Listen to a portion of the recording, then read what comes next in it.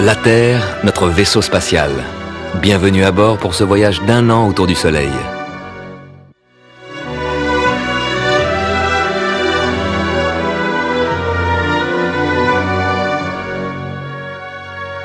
C'est vrai, on tourne autour du Soleil, mais pas sur un cercle, sur une ellipse. Et c'est maintenant, dans les premiers jours de janvier, que nous passons au plus près du Soleil. Mais alors pourquoi fait-il si froid ? En fait, la différence entre près du Soleil et loin du Soleil est négligeable. Il y a une raison bien plus importante. La Terre tourne de travers, légèrement en biais. Son axe n'est pas vertical, il est incliné sur son orbite. Donc, lorsque l'hémisphère nord est basculé dans l'ombre, les jours se raccourcissent. Mais surtout, comme la Terre est inclinée, les rayons du Soleil arrivent à des angles différents. Un rayon de soleil dans les tropiques frappe le sol à la verticale. Il fait chaud. Ce même rayon de soleil dans l'hémisphère nord arrive en biais. Son énergie est étalée sur une surface 3 fois plus grande, ça chauffe 3 fois moins. Il fait froid. Au nord, c'est l'hiver, dans l'hémisphère sud, c'est l'été. L'axe incliné de la Terre nous donne les saisons. En ce moment même, pendant que vous regardez la télévision, nous fonçons à travers l'espace à plus de 107 000 km/h, 30 km toutes les secondes. La Terre va mettre 1 an pour faire le tour du Soleil. Et avec la Terre, 8 autres planètes qui tournent autour du Soleil, chacune sur son orbite. Notre voisine, sur l'orbite juste à côté de la nôtre, c'est Vénus. Elle va plus vite que nous. Elle nous dépasse. C'est la planète la plus brillante, celle qu'on voit le mieux. Parfois le soir, parfois le matin.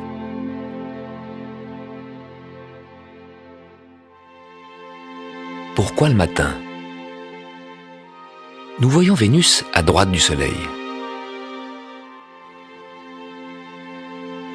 Vu de la Terre, voilà ce qui se passe le matin.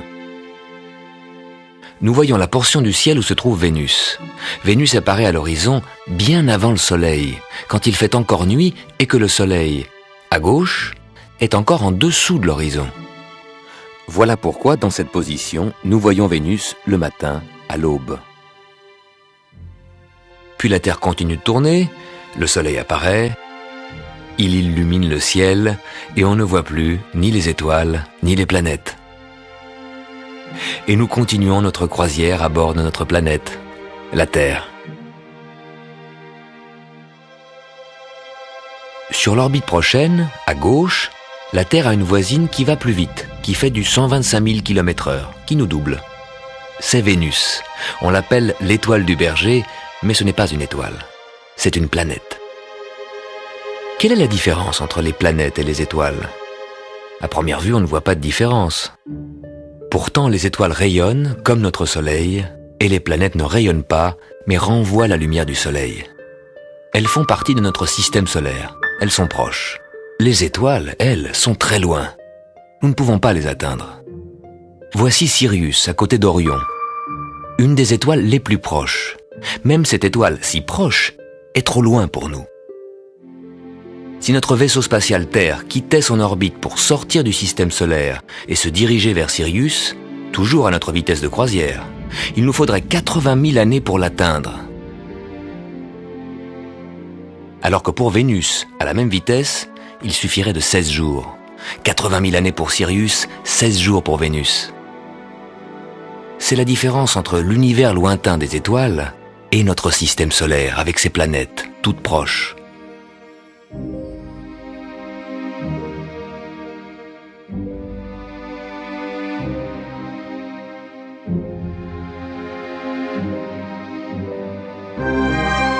La semaine prochaine, et chaque semaine de l'année, nous allons parcourir 18 millions de kilomètres sur l'orbite de la Terre autour du Soleil. Pendant tout ce voyage, nous sommes accompagnés par notre satellite, la Lune. Elle met 4 semaines pour faire le tour de la Terre. Elle nous présente chaque soir des croissants différents. Pourquoi la Lune change-t-elle d'apparence ? Et le clair de lune qui nous est si familier, d'où vient-il? Et la lune, d'où vient-elle? Nous vous le montrerons au cours de ce voyage.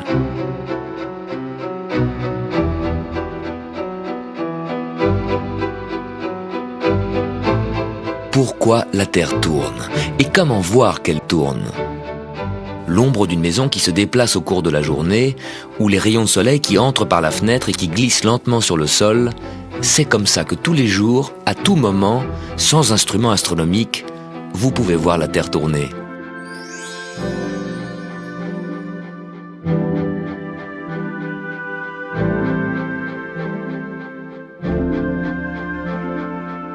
La Terre tourne vite ou lentement, suivant où nous sommes. C'est à l'équateur que ça tourne le plus vite, 1600 km/h.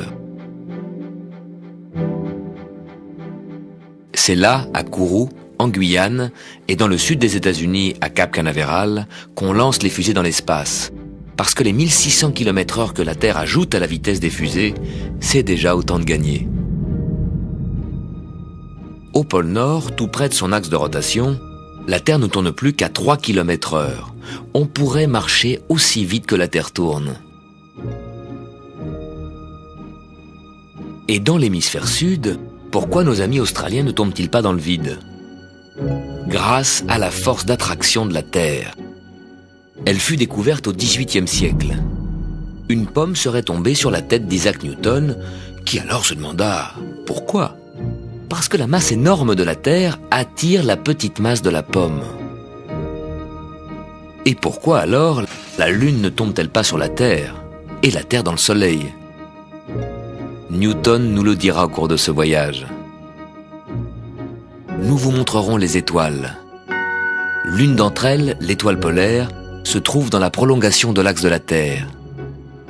Durant toute la nuit, le ciel et les étoiles semblent tourner autour de cette étoile polaire qui, elle, reste immobile. De tout temps, ce fut un repère fiable. Pour Christophe Colomb, qui naviguait vers les continents inconnus, et pour les Égyptiens qui érigèrent la Grande Pyramide.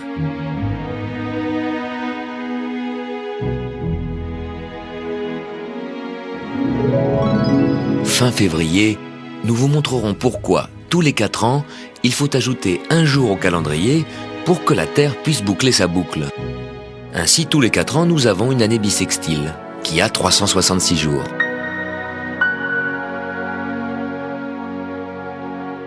Depuis la nuit des temps, nos ancêtres se fabriquent des calendriers, essayant de combiner au mieux le cycle de la Lune et du Soleil.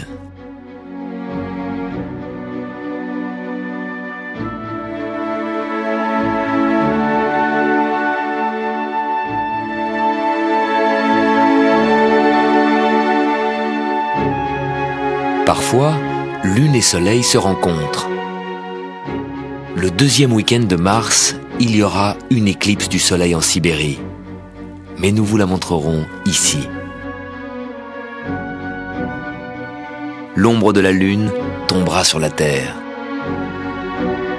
Au fur et à mesure que la Terre avance sur son orbite, la ligne où le Soleil tape à la verticale monte vers l'équateur. Le 20 mars, ce sera le jour où le Soleil sera à la verticale de l'équateur. Ce sera l'équinoxe. Et pour l'hémisphère nord, ce sera le début du printemps. Et au bout d'1 an, quand la Terre reviendra où nous sommes aujourd'hui, vous verrez le monde avec des yeux nouveaux.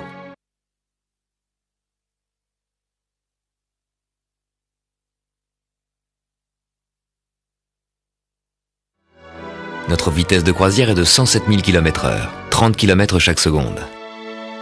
Mais attention, nous ne voyageons pas dans un vaisseau spatial bien stabilisé, mais sur un gigantesque manège. Nous le savons tous, la Terre tourne autour de son axe. Mais comment s'en rendre compte? Quand nous regardons le ciel, nous voyons le Soleil qui se lève le matin, qui monte dans le ciel à midi, qui se couche le soir. Puis la nuit, nous voyons la Lune et les étoiles qui font à peu près la même chose. Si nous regardons la Terre de l'espace, nous voyons qu'elle a toujours une moitié éclairée par le Soleil, l'autre moitié dans l'obscurité. C'est ce que nous appelons jour et nuit. Notre champ de vision tourne avec la Terre. Le jour, nous voyons la portion du ciel dans laquelle apparaît le soleil. La nuit, nous voyons la portion du ciel qui n'est pas exposée au rayonnement du soleil. On peut donc voir les étoiles et les planètes.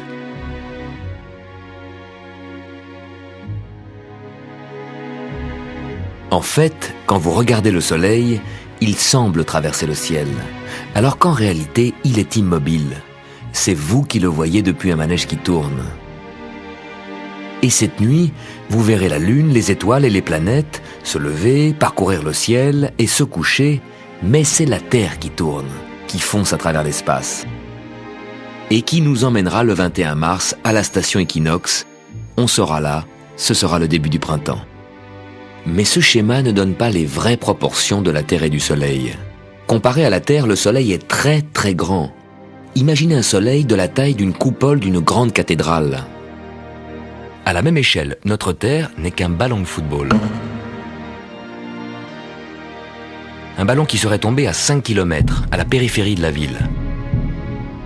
Jupiter, la plus grande planète, toujours à la même échelle, aurait la taille d'une voiture qui circulerait à 30 km de la ville.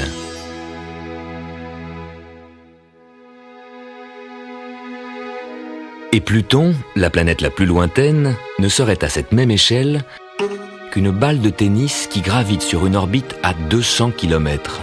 Un cousin tellement lointain, on peut se demander s'il fait encore partie de la famille du système solaire. Une famille qui ne fait pas vraiment le poids à côté de cet énorme Soleil, car toutes les planètes, y compris la Terre, ne pèsent qu'environ 1/1000 de la masse du Soleil. Ce que nous appelons système solaire, c'est finalement le Soleil et des poussières qui tournent autour. La Terre fait partie de ces poussières. Elle met 365 jours, 12 mois, pour faire le tour du Soleil. Plus une planète est proche du Soleil, plus elle va vite.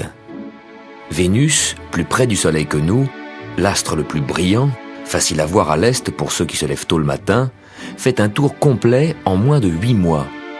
Encore plus près du Soleil, Mercure boucle son tour en moins de 3 mois. Vous aurez du mal à voir Mercure, il est trop près du Soleil. Mercure, Vénus, et en 3e position à partir du Soleil, c'est nous.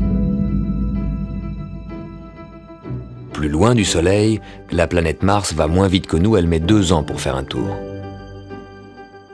Beaucoup plus loin que Mars, Jupiter, la planète la plus grande, met 12 ans pour parcourir son orbite.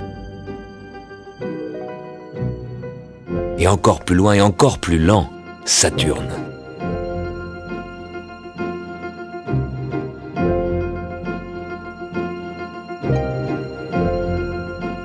Et au-delà de Saturne, Uranus et Neptune.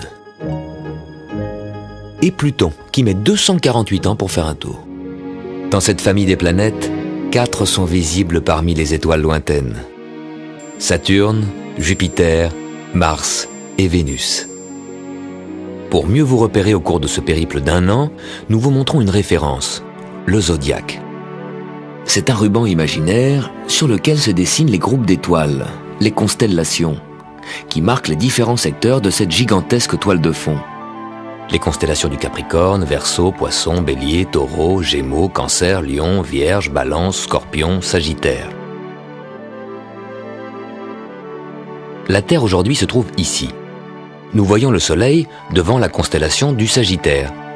Le Soleil est en Sagittaire. Puis d'ici quelques semaines, quand la Terre aura avancé sur son orbite, nous verrons le Soleil devant la constellation du Capricorne. Le Soleil sera donc en Capricorne. Et la nuit, vous pouvez situer les planètes grâce aux constellations du zodiaque. Saturne apparaît parfois devant la constellation des Poissons. Et Mars devant la constellation de la Vierge. Le Soleil en Sagittaire, en janvier, dans l'horoscope c'est marqué Capricorne. Être né Capricorne, ça veut dire que le Soleil à ce moment-là était en Capricorne, non ? Il ne faut pas confondre les constellations avec les signes astrologiques, qui désignent le zodiaque comme il était il y a 2000 ans. Entre-temps, tout ça s'est décalé. Comme ça. Parce qu'au cours des millénaires, l'axe de la Terre pivote lentement et modifie l'angle des constellations.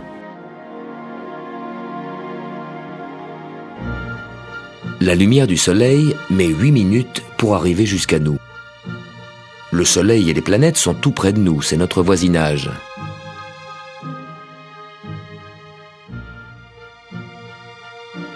Mais pour la lumière qui nous vient des étoiles, c'est une autre histoire. Vous connaissez la Grande Ourse, quand vous regardez vers le nord. La Grande Ourse est composée de 7 étoiles. Imaginons qu'on regarde la Grande Ourse non pas de la Terre, mais d'un autre endroit de l'univers. Là, nous voyons que les 7 étoiles se trouvent à des distances très différentes. La lumière qui nous parvient aujourd'hui est partie de ces étoiles à des siècles différents, nous montrant l'image d'une étoile au temps de nos grands-pères, d'une autre étoile à l'époque de Charlemagne. Ce sont des images venant de siècles différents, qui se superposent et qui forment l'image de la Grande Ourse. La lumière qui nous apporte aujourd'hui l'image de la galaxie Andromède est partie de là-bas il y a plus de 2 millions d'années, à une époque où il n'y avait même pas encore l'homme des cavernes.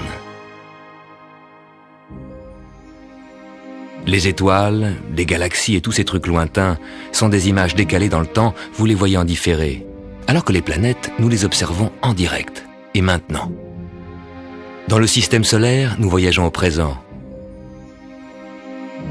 Quand nous regardons les étoiles, nous voyons le passé.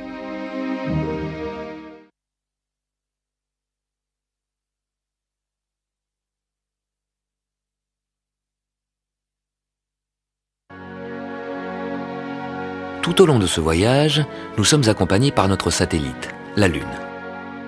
Elle est là, sur votre écran, et en même temps, dehors, devant votre fenêtre. Votre écran, c'est le hublot du vaisseau spatial Terre.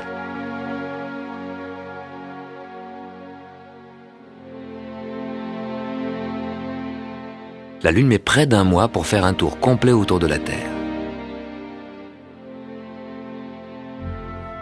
Vue de la Terre, la Lune semble suivre à peu près le même chemin que le Soleil. Elle se lève à l'est et se couche à l'ouest comme le Soleil. Mais attention, si le Soleil semble se lever le matin et se coucher le soir, c'est que la Terre tourne alors que le Soleil reste solidement positionné au centre du système solaire. Donc tous les jours, vers midi, nous retrouvons le Soleil dans la même portion du ciel, au sud. Avec la Lune, c'est différent. C'est elle qui tourne autour de la Terre, lentement, et chaque jour elle se décale. Demain, à la même heure, vous ne la verrez plus au même endroit qu'aujourd'hui, mais à 2 largeurs de main plus à gauche. En avançant sur son orbite, la Lune vient s'aligner avec des planètes lointaines et nous permet de les repérer dans le ciel. Saturne, par exemple, à l'autre bout du système solaire. La Lune ici, et là, à 1 largeur de main à gauche, Saturne.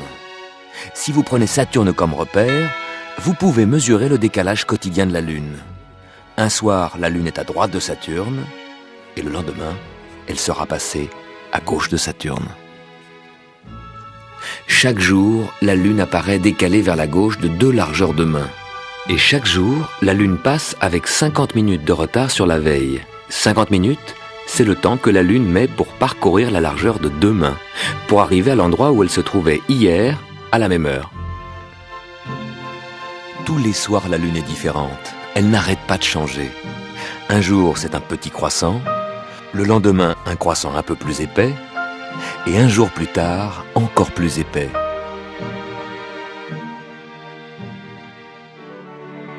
Mais au fait, pourquoi un croissant ? Dans l'espace, la Lune a toujours une moitié éclairée par le Soleil. Mais depuis la Terre, on voit la Lune dans une autre perspective.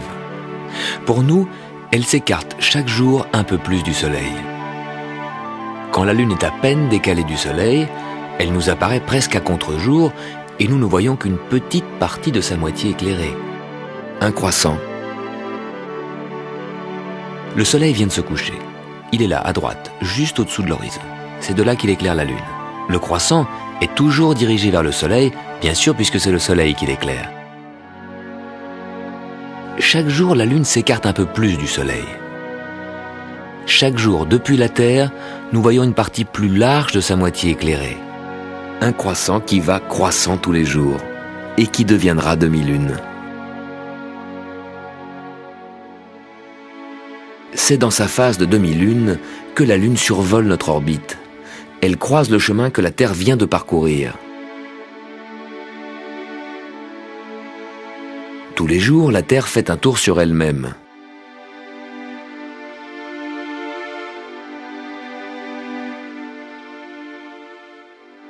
Pendant cette journée, la Lune a continué son périple. Nous l'apercevons donc décalée vers la gauche. Elle atteindra la ligne sur laquelle elle était la veille avec 50 minutes de retard. En croisant l'orbite de la Terre, la demi-lune devient un repère qui nous permet d'imaginer notre propre parcours. Normalement, nous ne pouvons pas vraiment voir où va la Terre. Le jour de la demi-lune, nous pouvons voir d'où elle vient. Là où vous voyez la demi-lune, c'est là où la Terre se trouvait il y a 4 heures. Regardez vos montres, regardez la demi-lune. C'est là-haut, à cet endroit du ciel, où vous-même vous étiez il y a 4 heures. Et dans 4 heures, la demi-lune aura pris notre place. Elle sera là où nous sommes en ce moment même. Pour une fois, en regardant la demi-lune, vous pouvez imaginer ce rail invisible qui nous conduit en un an autour du Soleil.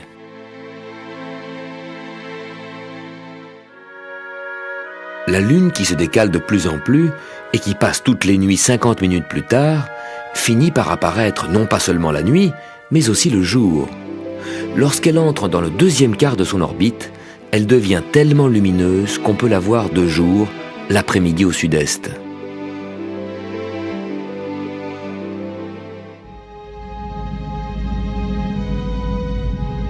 D'où vient la Lune? On ne le sait pas vraiment. Peut-être qu'au début, quand la Terre primitive n'était pas encore assez compacte et qu'elle tournait très très vite, une partie a fini par se détacher et s'est mise à tourner autour de la Terre.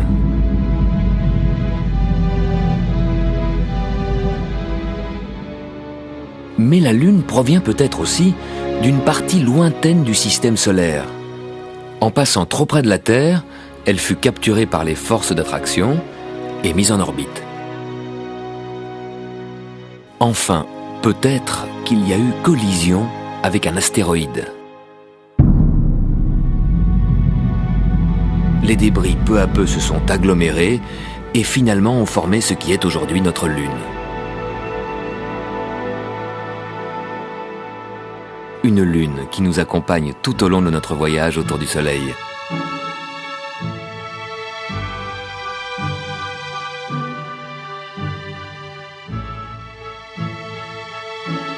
En voyant la Lune décalée tous les soirs, nous pouvons imaginer son parcours autour de la Terre. Nous pouvons imaginer l'espace dans lequel évolue la Lune autour de la Terre. Et lorsque la Lune est en retard de 50 minutes, c'est un décalage dans le temps. La même chose se passe donc et dans l'espace et dans le temps. Au cours de ce voyage, nous verrons que espace et temps sont des cousins très proches. Nous sommes ici. Nous fonçons le long de notre orbite à 107 000 km/h. Dans 2 mois, nous arriverons là, au point vernal. Ce qui veut dire le point du printemps. Un point dans l'espace ou un point dans le temps.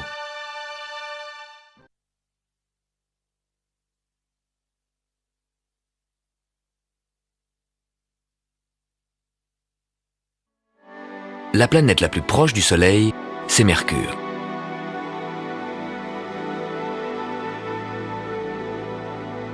Mercure est à peine plus grande que notre Lune. Sur son orbite près du Soleil, Mercure met moins de 3 mois pour faire un tour complet. Quand Mercure n'est que légèrement décalé par rapport au Soleil, voici ce que vous voyez depuis la Terre. Dès que Mercure pointe à l'horizon, le Soleil se lève presque en même temps et illumine l'atmosphère. Aussitôt, Mercure disparaît dans le ciel bleu. Quand Mercure est dans sa position la plus décalée du Soleil, elle a une avance d'1 heure et demie avant le lever du Soleil. Alors profitez-en. Si votre horizon à l'est est bien dégagé, s'il n'y a pas de brume, vous pourrez apercevoir Mercure avant le lever du Soleil. Mais attention, Mercure court très vite sur son orbite. 1 semaine plus tard, il sera de nouveau avalé par l'éclat du Soleil et il faudra attendre 4 mois pour retrouver Mercure dans une position où nous pourrons bien le voir. D'abord 3 mois pour que Mercure fasse son tour complet autour du Soleil, ce qui l'amènera ici. Pendant ces 3 mois, la Terre aura parcouru le quart de son orbite. Puis Mercure mettra encore 1 mois pour nous dépasser et se retrouvera ici, où nous allons le guetter tôt le matin. Mercure, sous l'emprise du Soleil tout proche, n'a pas de lune. Vénus non plus. La Terre, 3e planète à partir du Soleil, a un seul satellite, notre Lune.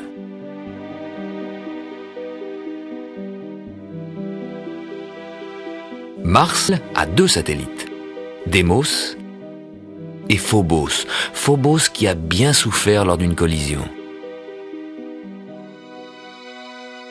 Plus loin du Soleil, Jupiter est entouré de 16 satellites.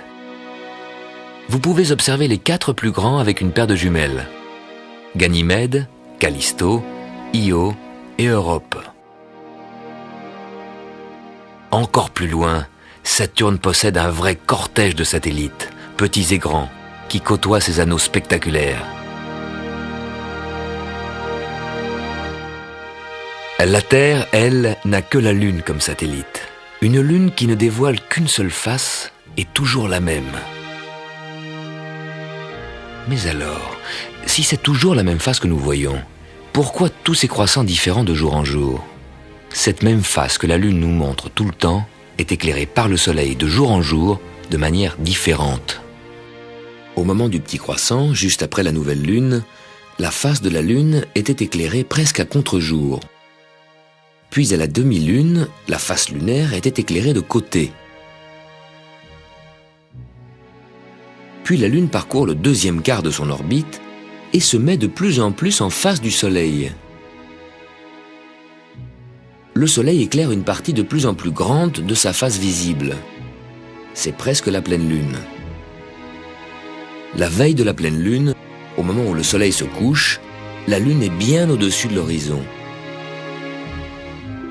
Puis en continuant son périple autour de la Terre, elle arrive à l'alignement Terre-Soleil. La Lune se place en face du Soleil. Là, elle se lève au moment même où le Soleil se couche. Elle prend la lumière du Soleil en pleine face.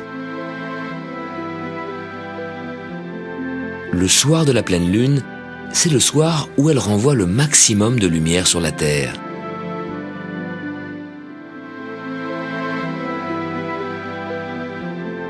Que ce soit les croissants ou la pleine Lune, la Lune nous montre toujours la même face.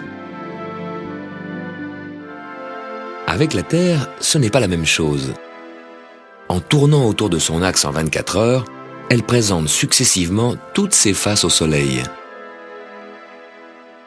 Vue du Soleil, la Terre n'a pas de face cachée.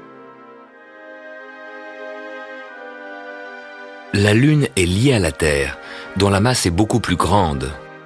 Dans le couple Terre-Lune, c'est la force d'attraction de la Terre qui empêche la Lune de tourner librement. Ralentie dans sa rotation, elle nous présente toujours la même face. Entre l'énorme Soleil et le petit Mercure, c'est la même chose. Le Soleil empêche Mercure de tourner librement. Dans l'espace, entre voisins, la loi du plus fort, c'est la loi du plus gros. Si vous regardez la pleine Lune en hiver, vous verrez qu'elle monte très haut dans le ciel. Alors que le Soleil, comme toujours en hiver, reste assez bas. Pourquoi cette différence? La Lune n'y est pour rien. C'est notre mouvement, le mouvement de la Terre qui fait tout basculer. Vue par un extraterrestre, la Lune est bien en face du Soleil, à peu près dans le même plan dans lequel évoluent la Terre et les planètes. Mais pour nous, sur la Terre, notre repère dans le ciel, c'est le zodiaque. Devant cette toile de fond, nous situons les étoiles, les planètes et également le Soleil et la Lune. Comme la Terre est inclinée par rapport au zodiaque, le jour, le Soleil apparaît bas sur l'horizon. La nuit, nous regardons dans cette direction, Et voilà que la Lune apparaît tout en haut du ciel. De jour, comme ça. De nuit, comme ça. La Terre tourne en biais.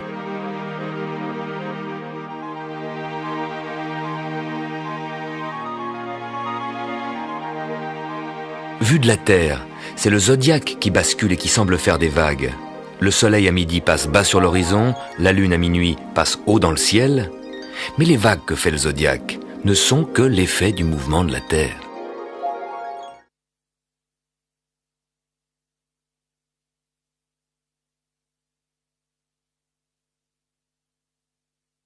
En tournant autour de la Terre en un mois, la Lune semble passer successivement près de toutes les planètes.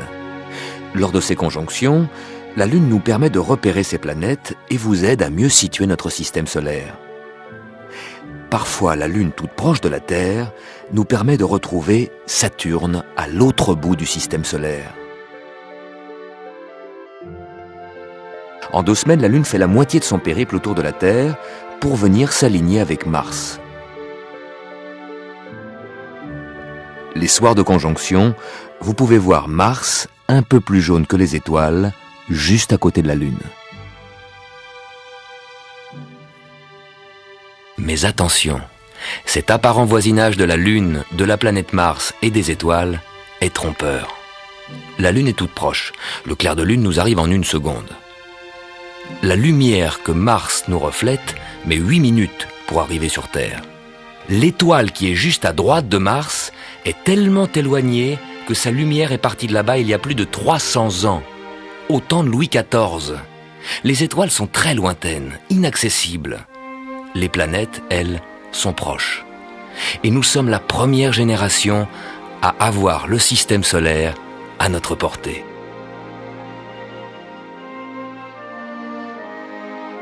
Que vu de la Terre, tout semble tourner autour de nous. Le Soleil, la Lune, les planètes et les étoiles.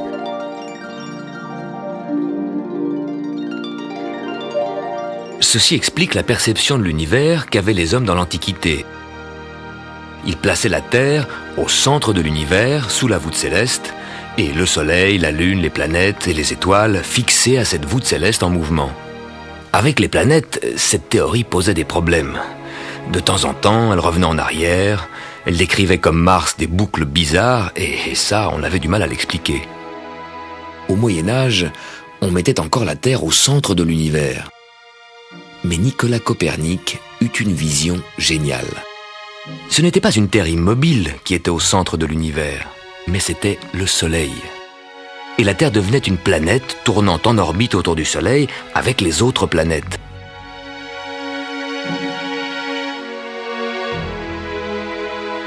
Cette découverte changea la perception de l'univers. La Terre y trouvait sa véritable place. Si aujourd'hui, nous voyageons ensemble sur le vaisseau Terre en découvrant les mécanismes du système solaire, ayez une pensée pour Copernic, c'est un peu grâce à lui. Pourquoi elle tourne la Terre ?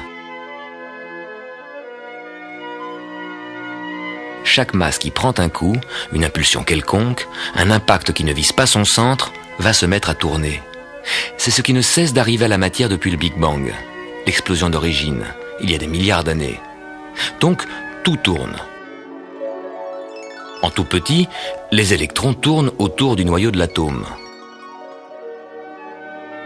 En grand, les galaxies tournent. Les nébuleuses composées de gaz et de poussière tournent, se contractent, avec une grande masse au centre, le Soleil.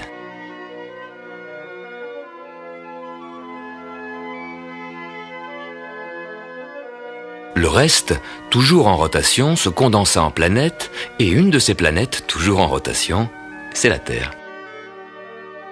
La rotation de la Terre, nous pouvons la voir. L'ombre d'une maison qui se déplace au cours de la journée, ou les rayons de soleil qui entrent par la fenêtre et qui glissent lentement sur le sol de votre chambre, c'est comme ça que tous les jours, à tout moment, sans instrument astronomique, vous pouvez voir la Terre tourner.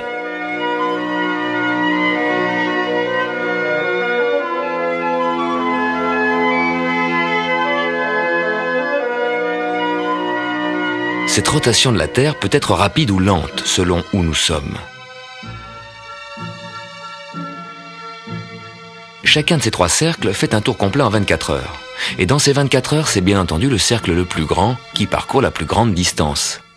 C'est donc là, à l'équateur, où ça tourne le plus vite, 1600 km/h. C'est là, à Kourou en Guyane, et dans le sud des États-Unis, à Cap Canaveral, qu'on lance les fusées dans l'espace. Pour échapper à l'attraction de la Terre, il faut des vitesses très grandes. Alors les 1600 km/h que la Terre ajoute à la vitesse des fusées, c'est déjà autant de gagné. À quelques kilomètres du pôle Nord, tout près de son axe de rotation, la Terre ne tourne qu'à 3 km/h. On pourrait marcher aussi vite que la Terre tourne. Et ici, entre l'Écosse et le Canada, la Terre tourne environ à 900 km/h. C'est la vitesse des avions que vous prenez pour aller d'Europe en Amérique. Un extraterrestre qui nous regarde de loin pourrait voir votre avion qui décolle à Paris, puis l'avion reste presque immobile, alors qu'en dessous la Terre tourne, puis quand New York vient se glisser sous l'avion, on atterrit. Vous arrivez en heure locale presque en même temps que vous êtes parti.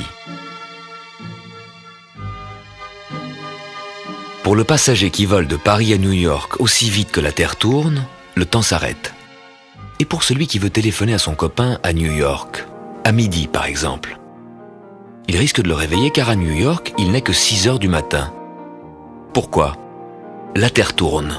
Elle présente au Soleil chaque heure une autre de ses tranches, un autre méridien.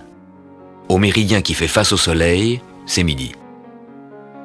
Paris-New York, ça fait un quart de la Terre, le quart du tour complet que la Terre fait en 24 heures. Et le quart de 24 heures, c'est 6 heures. Paris-New York, 6 heures de différence. Le Soleil, à Paris, est au-dessus du méridien. Il est aussi visible à New York, il se lève justement à l'horizon. Et en même temps, à Tokyo, il se couche.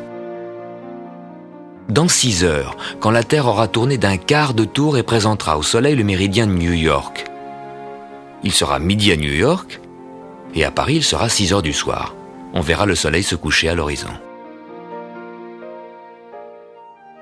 La rotation de la Terre amène chaque minute une autre ville, un autre pays, à faire face au Soleil.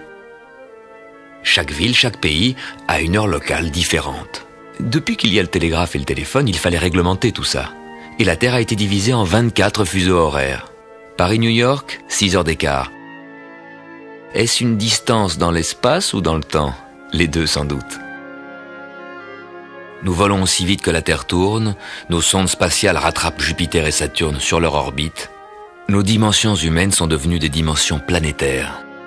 Le système solaire est à notre portée.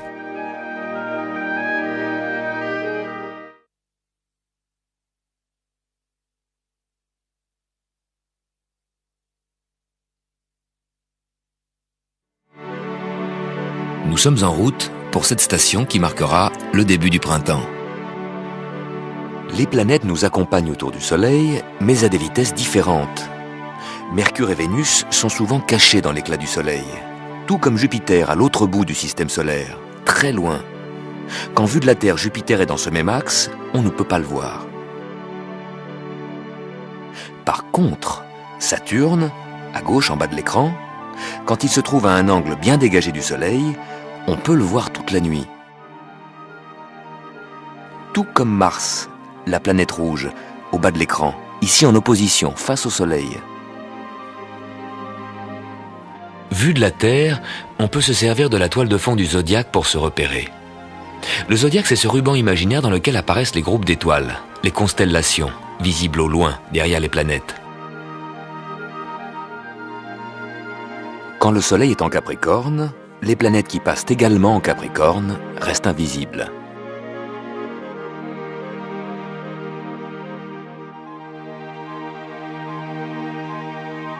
De jour, on ne peut pas les voir parce qu'elles sont trop près du Soleil. Et quand le Soleil se couche et passe sous l'horizon, eh bien ces planètes disparaissent également sous l'horizon. La nuit, les planètes décalées du Soleil sont bien visibles. La Terre poursuit son chemin et le Soleil semble se déplacer dans le zodiaque. Il passera du Capricorne dans la constellation du Verseau. À droite, Mars, la planète rouge, va plus lentement que la Terre. Tous les 2 ans, nous la rattrapons et nous la doublons. À gauche, Vénus, elle, va plus vite que nous. Mercure, la plus proche du Soleil, va 2 fois plus vite que Mars. Plus une planète est proche du Soleil, plus elle tourne vite. Les planètes extérieures, loin du Soleil, voyagent lentement sur leurs orbites. Jupiter, Saturne, Uranus, Neptune, Pluton. Il y a 400 ans, un astronome danois, Tycho Brahe, a mesuré le passage des planètes. Il n'y avait pas encore de télescope. Tycho Brahe avait érigé un grand panneau, et nuit après nuit, il notait l'heure et la minute du passage des étoiles et des planètes derrière son panneau. Au Moyen-Âge, on mettait la Terre au centre de l'univers. Puis Nicolas Copernic eut une vision géniale. La Terre n'est pas au centre de l'univers, la Terre et les planètes tournent autour du Soleil.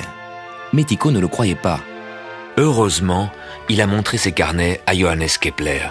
Cette rencontre a changé le monde. Kepler connaissait la vision de Copernic et grâce aux mesures de Tycho, Kepler a compris le mouvement des planètes. Elles tournent bien autour du Soleil, mais sur des orbites en forme d'ellipse. La Terre et les planètes volent plus vite quand elles sont près du Soleil, moins vite quand elles sont éloignées. On met le même temps pour parcourir le trajet long à gauche que le trajet court à droite. La tranche courte mais large est égale à la tranche mince mais longue.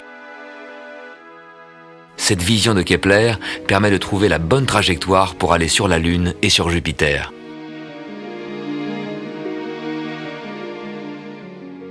Mais notre calendrier aussi dépend des lois de Kepler et de la vitesse variable de la Terre. Et plus on est près du Soleil, plus on va vite. Cela modifie l'horaire de notre voyage autour du Soleil.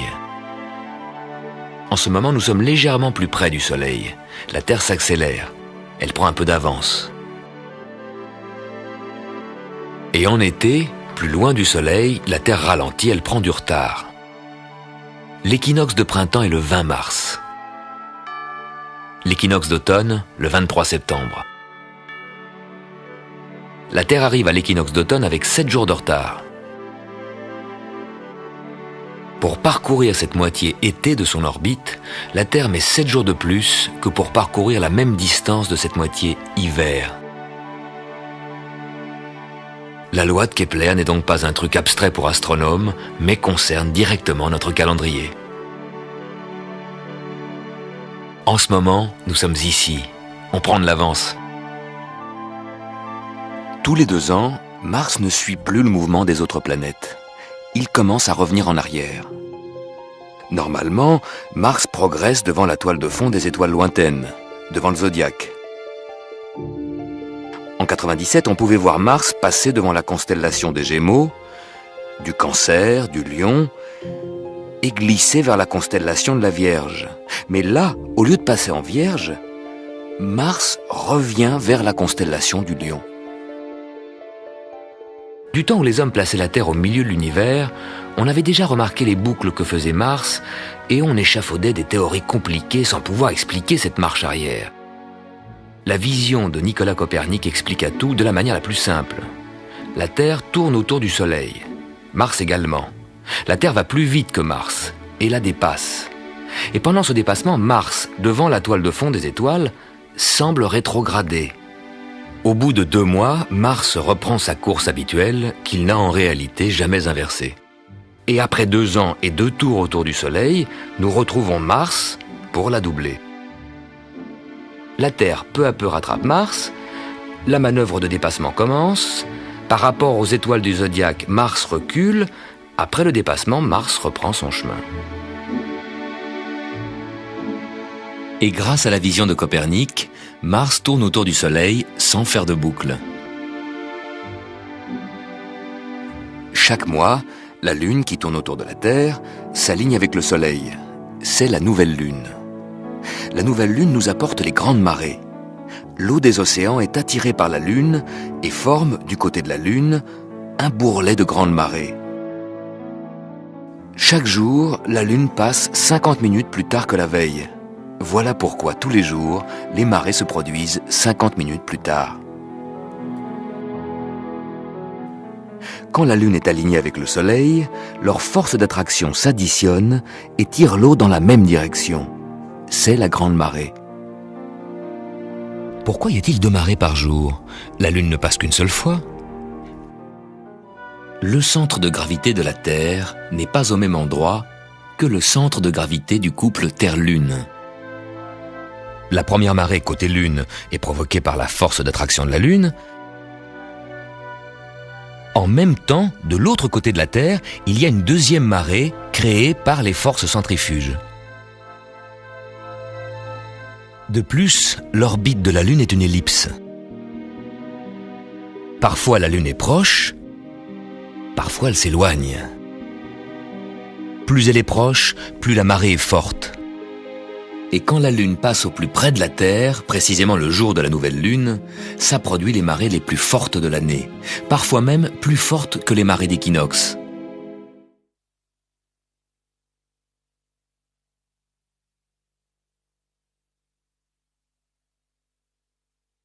Nous sommes ici, nous atteindrons l'équinoxe de printemps dans 5 semaines.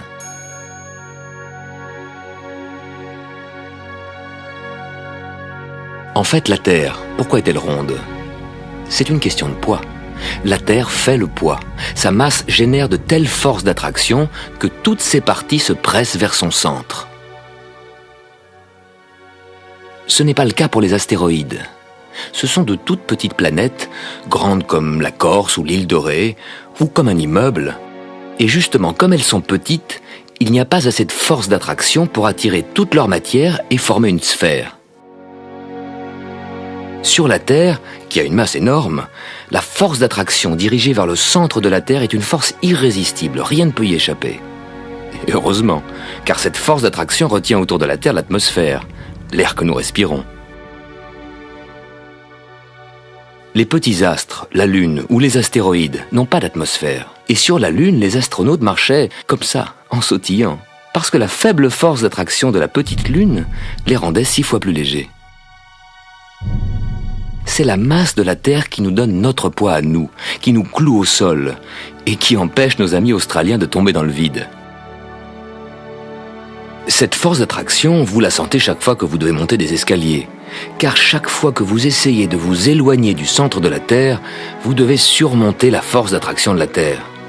Chaque objet qui vous échappe, la force d'attraction de la Terre l'emporte et l'objet tombe. On raconte même que c'est comme ça que la force d'attraction a été découverte au XVIIIe siècle. Une pomme serait tombée sur la tête d'Isaac Newton, qui alors se demanda pourquoi. Parce que la masse énorme de la Terre attire la petite masse de la pomme. Mais alors, pourquoi la Lune ne tombe-t-elle pas sur la Terre? Et la Terre ne tombe-t-elle pas dans le Soleil?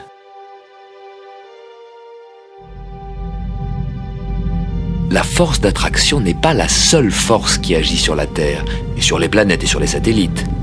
Les planètes qui se sont formées de cette purée de matière ont reçu une forte impulsion centrifuge qui fuit le centre.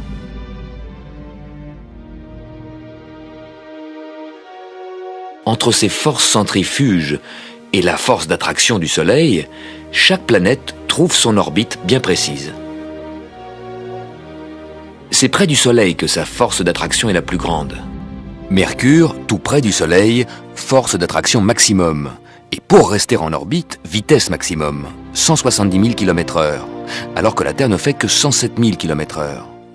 La Terre est plus loin du Soleil, la force d'attraction du Soleil est diminuée, une vitesse diminuée nous suffit. Cette vitesse diminuée, c'est tout de même 30 km toutes les secondes. Imaginez un endroit à 30 km de chez vous et vous y allez en 1 seconde. En ce moment, nous gagnons tous les jours 3 minutes de soleil en plus. Et pourquoi? La Terre fait le tour du Soleil. Mais l'axe de la Terre reste toujours pointé dans la même direction. La Terre ne perd jamais le nord. En ce moment, le pôle sud est éclairé, alors que le pôle nord reste à l'ombre pendant tout l'hiver.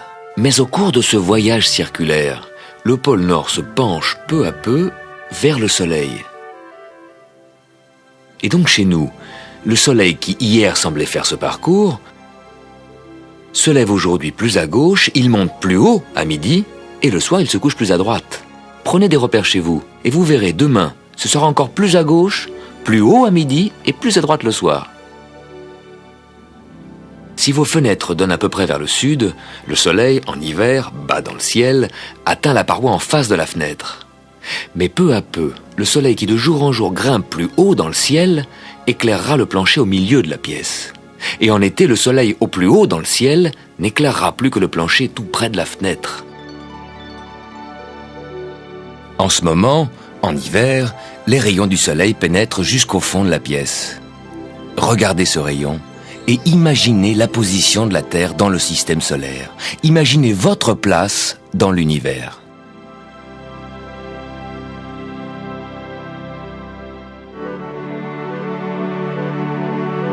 Pendant que la Terre fait le tour du Soleil, son axe reste incliné toujours dans cette même direction. Cet axe est donc une bonne référence pour mesurer le temps, pour savoir l'heure qu'il est. On peut s'imaginer l'axe de la Terre qui sort du pôle Nord comme une perche. Et si on dessine un cadran sur la glace, l'ombre de l'axe de la Terre nous indique l'heure. Mais pas besoin d'aller au pôle Nord. On peut se fabriquer des modèles réduits de l'axe de la Terre. Ce sont les cadrans solaires. Au pôle Nord, la perche qui prolonge l'axe de la Terre serait toute droite, en angle droit, 90 degrés. À Stockholm, situé à 60 degrés de latitude nord, le bâtonnet, pour être parallèle à l'axe de la Terre, sera incliné à 60 degrés. À Paris, un peu plus au sud, 48 degrés. Au Cameroun, penché à 15 degrés. Et à l'équateur, il faudrait carrément coucher le bâtonnet par terre. C'est le sol qui est parallèle à l'axe nord-sud de la Terre, plus d'ombre, plus de cadran solaire. Il y a d'autres types de cadrans solaires, mais ils sont tous orientés dans l'axe nord-sud de la Terre. La rotation de la Terre, que vous ne ressentez pas, vous pouvez la voir, pas seulement au cadran solaire, mais partout autour de vous. Chaque maison, chaque arbre jette une ombre. Vous n'avez qu'à regarder. En suivant les ombres, vous finirez par vivre la rotation de la Terre.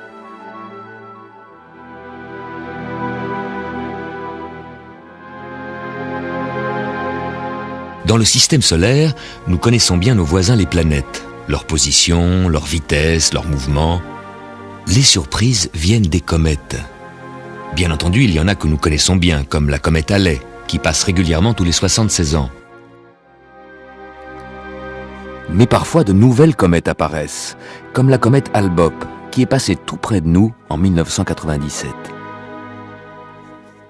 Les comètes sont plus petites que les planètes. Elles circulent sur des orbites elliptiques.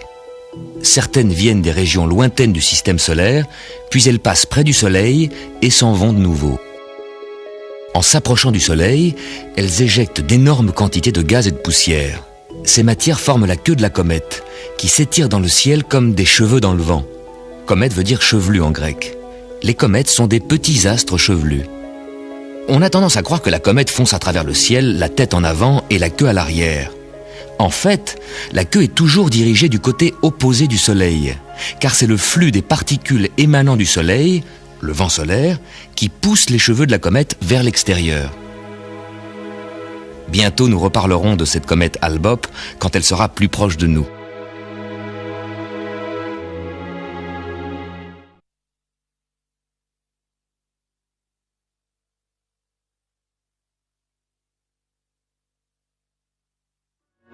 N'oubliez pas, c'est un voyage réel, en temps réel. En ce moment même, pendant que vous regardez ces images, vous foncez à travers l'espace à 107 000 km/h. Aujourd'hui, nous sommes ici. Nous atteindrons le point équinoxe, le début du printemps, en 4 semaines. Pendant notre voyage à travers le système solaire, nos voisines, les planètes, nous accompagnent. Cette semaine, regardons au-delà des planètes. Les étoiles, infiniment plus lointaines, les étoiles qui nous servent de repères. Une étoile nous indique toujours le nord, l'étoile polaire. Elle est facile à trouver, 5 fois à l'arrière de la Grande Ourse, que vous connaissez tous.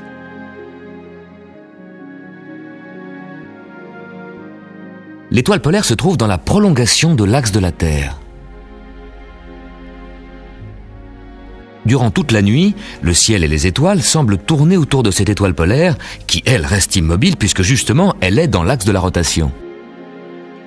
L'étoile polaire est donc un repère fiable et pratique. Christophe Colomb l'utilisa quand il naviguait vers les continents inconnus. Il avait décidé de traverser l'océan en suivant le 28e parallèle. Toutes les nuits, il mesurait à quel angle apparaissait l'étoile polaire. Tant que son cadran lui indiquait 28 degrés, il savait qu'il gardait le cap. Il n'avait pas dérivé ni vers le sud, ni vers le nord. Il suivait bien le 28e parallèle. Comme Christophe Colomb, vous pouvez, sans télescope ni mathématiques, imaginer le mouvement de notre vaisseau spatial Terre, tournant autour de son axe, toujours dirigé vers l'étoile polaire. Mais ce n'est pas tout à fait exact. En 26 000 ans, elle va décrire un cercle.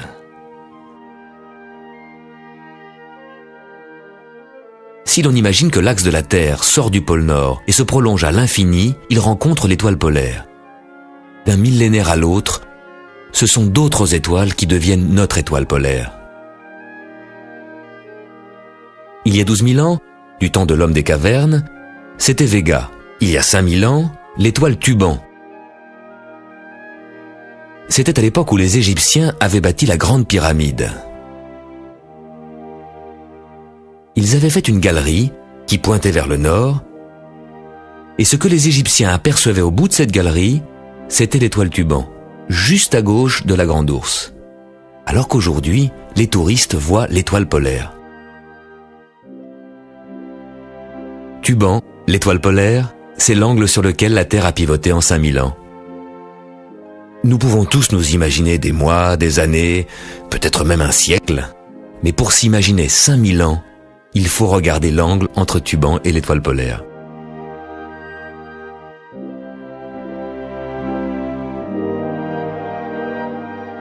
En voyageant sur notre orbite, nous voyons d'une semaine à l'autre que les étoiles changent légèrement de position, comme par exemple la constellation Orion. Facile à trouver, au sud. Orion, sa tête, ses 2 bras, ses 2 pieds, sa ceinture. Le tout petit déplacement quotidien des étoiles est complètement noyé dans l'énorme mouvement de bascule provoqué par la rotation de la Terre, qui fait tourner notre champ de vision du jour à la nuit.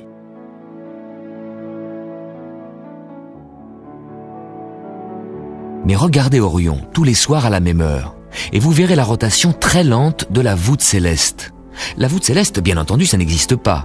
C'est un dôme imaginaire sur lequel apparaissent les étoiles infiniment lointaines. Et bien entendu, cette voûte céleste ne tourne pas. C'est nous, sur la Terre, qui, en un an, faisons le tour du Soleil. 360 degrés en 365 jours, 1 degré par jour.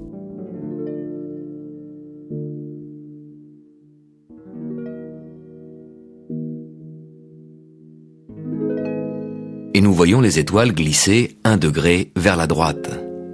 Cette semaine, vers 9 h du soir, Orion est plein sud. Dans 2 semaines, Orion aura glissé vers la droite, et dans 1 mois, encore un peu plus à droite. Les étoiles se déplacent d'1 degré par jour. Elles passent chaque jour 4 minutes plus tôt. 1 degré dans l'espace, 4 minutes dans le temps, espace et temps se rencontrent.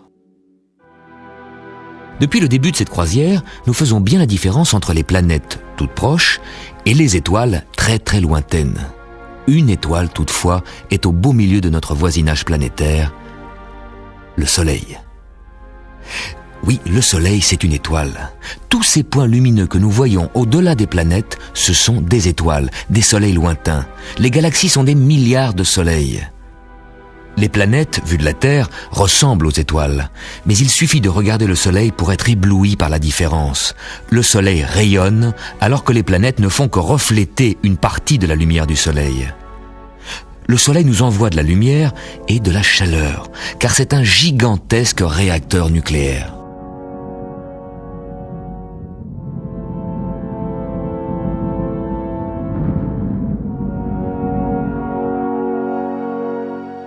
Le Le système solaire, c'est le Soleil et des poussières, car toutes les planètes, y compris la Terre, ne représentent qu'environ 1/1000 de la masse du système solaire. Le Soleil est trop grand pour qu'on puisse se le représenter. Pour se faire une idée, disons plutôt que tout le système Terre-Lune, avec toute l'orbite lunaire, tiendrait amplement à l'intérieur du Soleil. Pourtant, cet énorme Soleil est une étoile relativement petite. Et si nous comparons notre Soleil à d'autres étoiles, notre petite Terre disparaît complètement de l'écran. Dans la constellation d'Orion, l'étoile Bételgeuse est la plus grande étoile que nous connaissons. Elle est si grande qu'elle pourrait largement contenir notre Soleil plus l'orbite de la Terre. Tout ça tiendrait à l'intérieur de cette étoile. Nous connaissons la dimension de l'infiniment petit, les atomes avec leurs noyaux et les électrons qui tournent autour. Nous connaissons aussi la dimension de l'infiniment grand, l'univers et les étoiles. Mais il y a une nouvelle dimension, celle de notre système solaire. Nous sommes la première génération à pouvoir la saisir, l'explorer.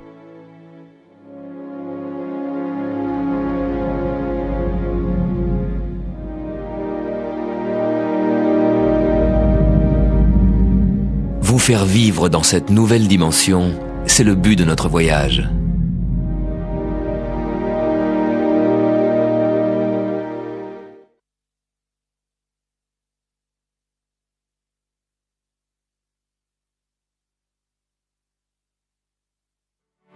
Nous nous approchons de la fin février. Dans la Rome antique, fin février, c'était la fin de l'année. Et depuis Jules César, tous les 4 ans, après le 28 février, on ajoute un jour, le 29 février. Pourquoi ? Parce que le temps que nous mettons pour parcourir notre orbite n'est pas 365 jours, mais 365 jours plus un quart de jour. La Terre arrive à la fin de la journée du 28 février, ici. Il lui manque le quart d'un jour pour boucler l'année.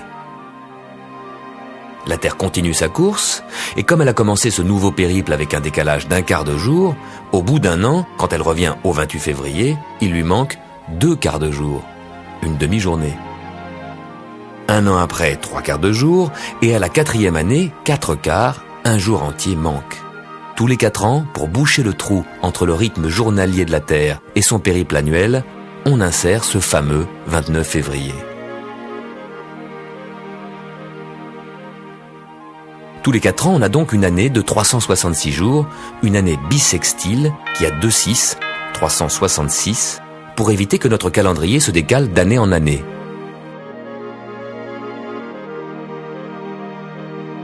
C'est ce que fait le calendrier julien instauré par Jules César.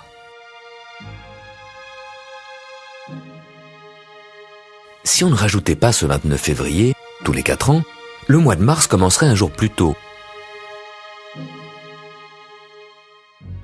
Au bout d'un siècle, on aurait déjà un mois de décalage entre le calendrier et les vraies saisons. On fêterait Pâques en plein hiver et Noël à la Toussaint, et la pagaille augmenterait de siècle en siècle. Merci Jules César. Mais en fait, ce 29 février rajouté ne règle pas tout.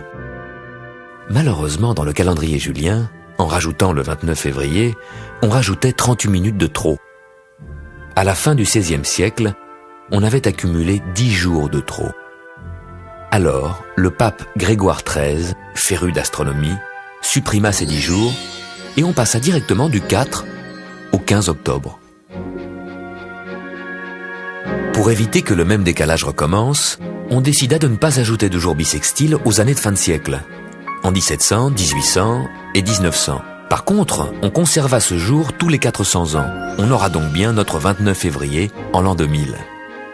Grâce à ce réglage sophistiqué, notre calendrier grégorien sera juste pour les 3 millénaires à venir.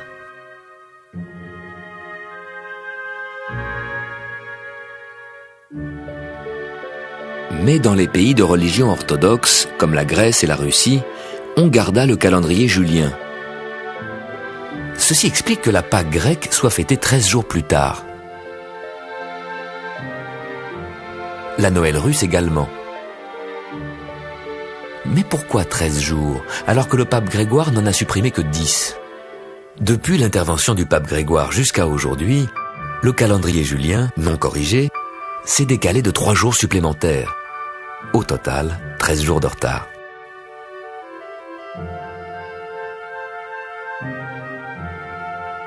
Bien synchroniser notre calendrier avec la Terre n'est pas une formalité abstraite ou astronomique.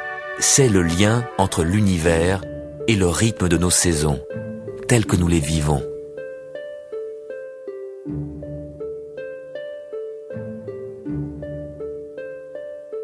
Si ce calendrier est si bien réglé, alors pourquoi Pâques se balade dans le calendrier entre mars et avril ? La date de Pâques ne dépend pas que du soleil, mais aussi de la lune. Pâques a lieu le dimanche qui suit la première pleine lune du printemps. Il existe aussi des calendriers lunaires, comme celui de l'islam. La fin du ramadan, la période de jeûne, est annoncée par le premier croissant, le lendemain de la nouvelle lune. Synchroniser les cycles de la lune et du soleil est très difficile. Depuis que les hommes essaient de mesurer le temps et de se faire des calendriers, ils se sont débattus avec ce problème. Le plus ancien calendrier que nous connaissons, c'est le temple préhistorique de Stonehenge, en Angleterre. Son axe est orienté vers le soleil levant, le jour du solstice, le 21 juin.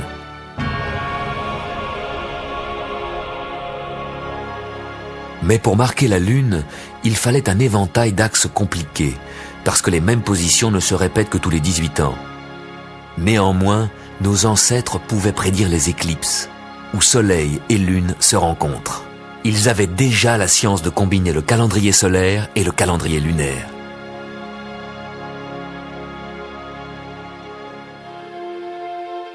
Les autres planètes n'ont pas besoin de calendrier. Sur Terre, le besoin de mesurer le temps et de prévoir les saisons est apparu avec la mise en culture de la Terre. Mais la Terre n'est pas le seul endroit où il y a de la Terre. Nos voisins Mercure, Vénus et Mars sont faits de Terre. On les appelle planètes solides, planètes telluriennes.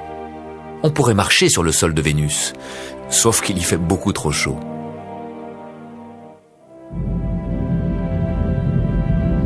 Un jour, certainement, nous marcherons sur le sol rocailleux de Mars. Nous ne marcherons jamais sur Saturne, ni Jupiter. Ces grandes planètes ont peut-être des noyaux solides de roche ou de métal, mais elles sont essentiellement constituées de gaz. De toute façon, la masse de Jupiter est 300 fois celle de la Terre. Sa force de gravitation nous écraserait sur le champ. Même chose sur Saturne qui fait 100 fois la masse de la Terre. Dans un futur proche, notre seule chance d'atterrir sur d'autres planètes, c'est Mars. Mais d'abord, prenons bien soin de la Terre. C'est le seul endroit dans le système solaire où nous pouvons vivre.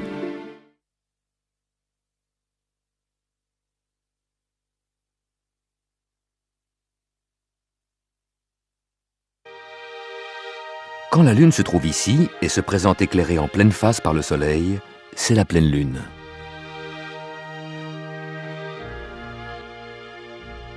Puis, au fur et à mesure que la Lune contourne la Terre, nous voyons, depuis la Terre, une portion de plus en plus mince de sa moitié éclairée. La Lune n'était plus qu'une demi-lune.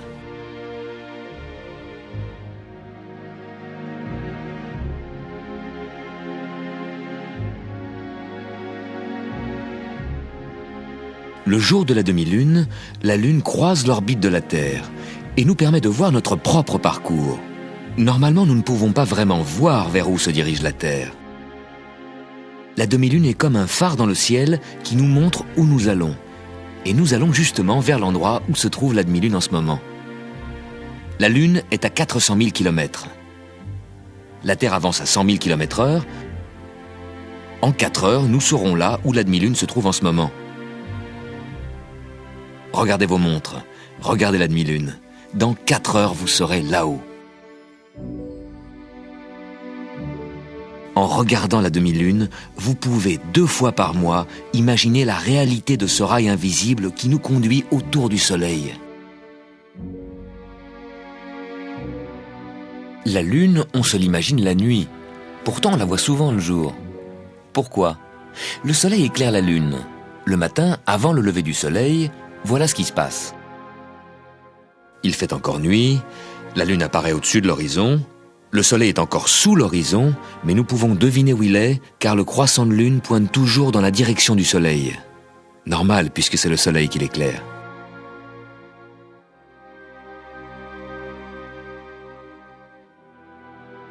Nous voyons la Lune et les étoiles monter dans le ciel, puis le Soleil se lève.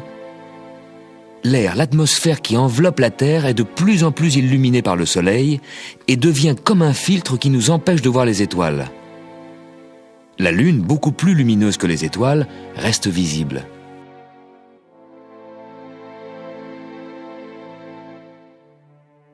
Quand la Lune se glisse lentement entre la Terre et le Soleil, elle s'approche de l'axe dans lequel elle va se trouver alignée avec le Soleil.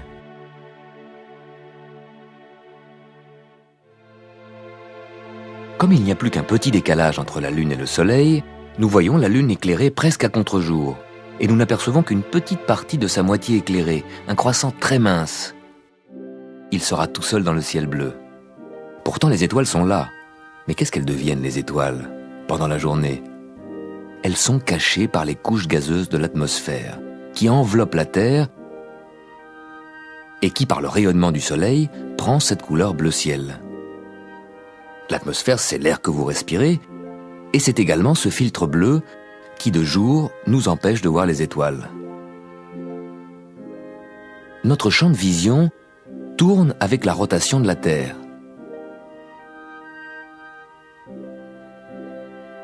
Et pendant qu'il balaie la portion du ciel qui n'est pas éclairée par le Soleil, c'est la nuit, on peut voir les étoiles. Sauf en ville, où les lumières illuminent et polluent l'atmosphère. Seules les étoiles et les planètes les plus brillantes restent visibles.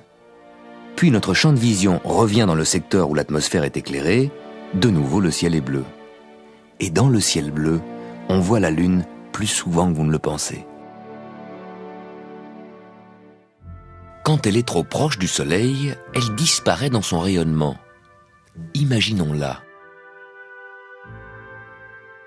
Sans que nous la voyions, la Lune traverse le ciel dans la journée, juste à droite du Soleil, invisible. Bien entendu, Soleil et Lune ne sont pas vraiment l'un à côté de l'autre. Le Soleil est 400 fois plus éloigné.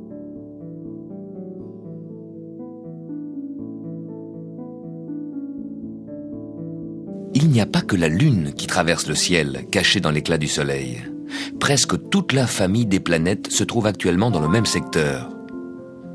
Saturne, en haut à gauche, est presque aligné avec le Soleil. On ne peut pas le voir.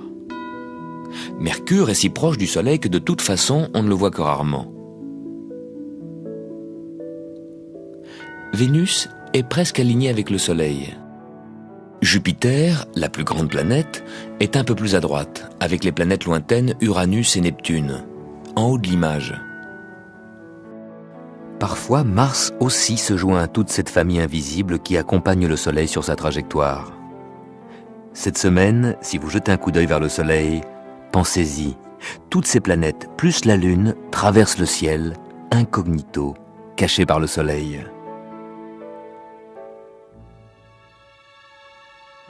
Quand la Lune rejoint l'axe Terre-Soleil, c'est la nouvelle Lune.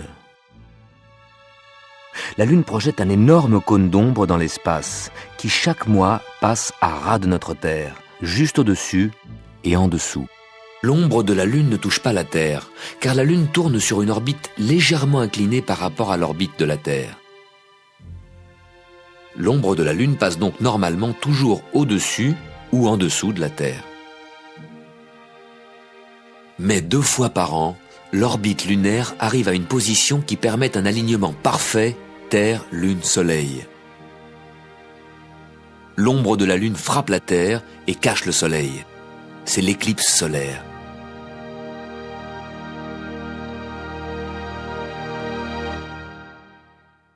En pleine journée, on peut voir les étoiles et les planètes.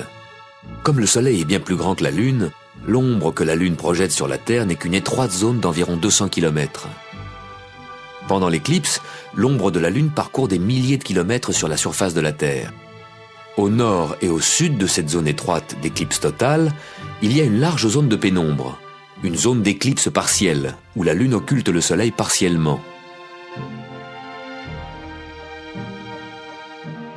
Pour voir une éclipse totale, il faut être au bon endroit, au bon moment. Heureusement, vous avez pu la voir ici.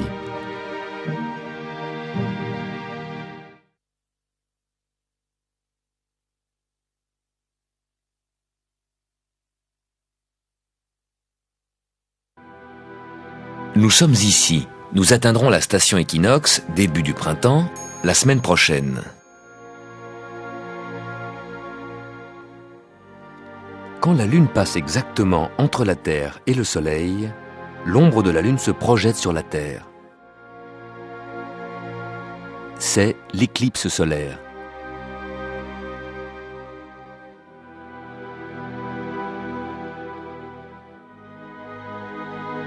Si la Lune couvre si bien le Soleil, c'est que le Soleil et la Lune nous apparaissent de la même taille.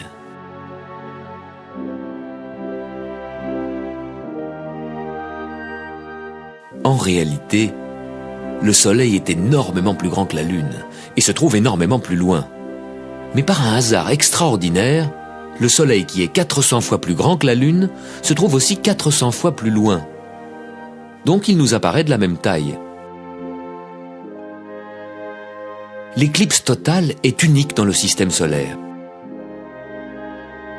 La Lune qui occulte le Soleil avec une telle précision, on ne peut voir ça que depuis la Terre. Mais ça ne fonctionne pas toujours, car l'orbite de la Terre n'est pas un cercle mais une ellipse. Tout comme l'orbite de la Lune. Il peut donc arriver que le jour de l'éclipse, nous soyons plutôt près du Soleil et qu'en même temps la Lune se trouve plutôt éloignée de nous. Du coup, la Lune n'arrive plus à couvrir complètement le Soleil et au lieu d'une éclipse totale, nous avons une éclipse en forme d'anneau. Si les Martiens existaient et s'intéressaient aux éclipses, ils seraient frustrés. Ils ont 2 lunes, mais elles sont trop petites pour occulter le Soleil. Pas d'éclipse pour les Martiens.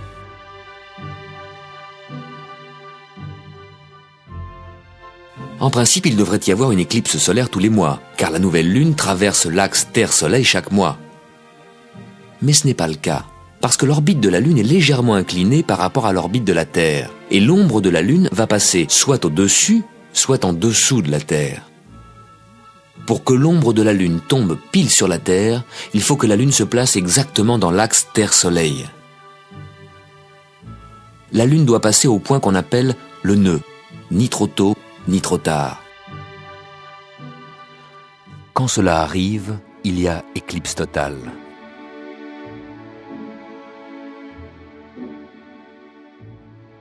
Six mois plus tard, après 6 nouvelles lunes, une fois de plus, la Lune pourra se placer dans l'axe Terre-Soleil.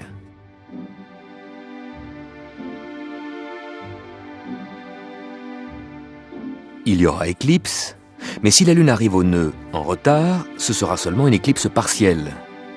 L'ombre de la Lune ne fera que frôler la Terre. Éclipse partielle.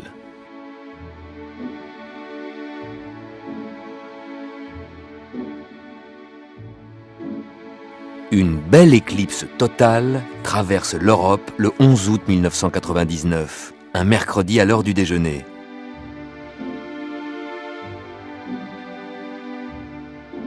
Et voici la trajectoire d'une éclipse totale aux Antilles le 26 février 1998.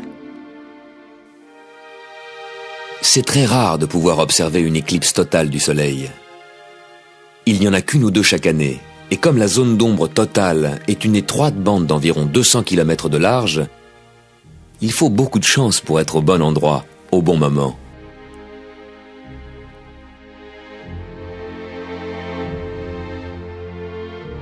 Deux semaines avant ou après cet alignement, il y a une éclipse lunaire, car la Terre projette une énorme colonne d'ombre dans l'espace, une ombre bien plus large que la Lune. Donc 2 semaines avant ou après l'éclipse solaire, la Lune va plonger dans l'ombre de la Terre. Tous ceux qui sont sur la moitié nuit de la Terre pourront voir l'éclipse de la Lune.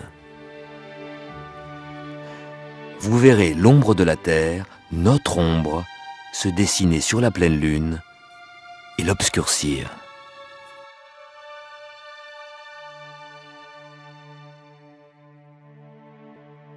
La lune apparaît chaque soir à 2 largeurs de main plus à gauche que la veille. Vous pouvez donc, d'un jour à l'autre, imaginer le mouvement très lent de la lune sur son chemin autour de la Terre.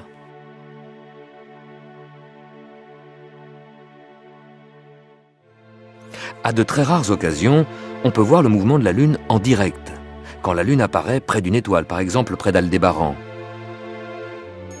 Aldébaran est une étoile lointaine, mais elle peut nous servir de repère pour voir le mouvement de la lune.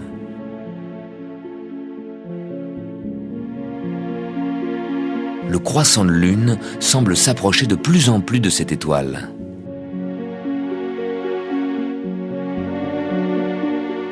Et tout d'un coup, avant que le croissant les rejointe, Aldébaran disparaît, comme effacé du ciel. C'est que l'étoile a été cachée par la partie non éclairée de la lune. Au bout d'1 heure et 20 minutes, Aldébaran réapparaît. Si l'on regarde avec des jumelles, c'est comme si un petit ballon lumineux s'envolait lentement de la lune.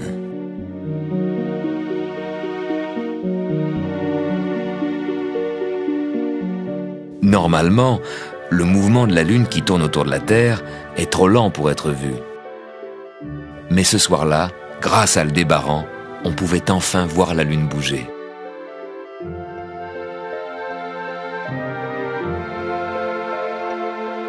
L'orbite de la Lune est légèrement inclinée, alors que les planètes circulent autour du Soleil à peu près dans le même plan que la Terre.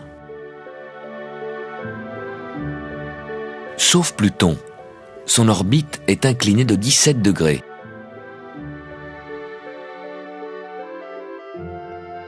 L'orbite de Hale-Bopp, la nouvelle comète de 1997, est passée carrément à angle droit au-dessus du plan des planètes. On la voyait donc, à son passage près de la Terre, un peu au-dessus de l'endroit où le Soleil s'est couché.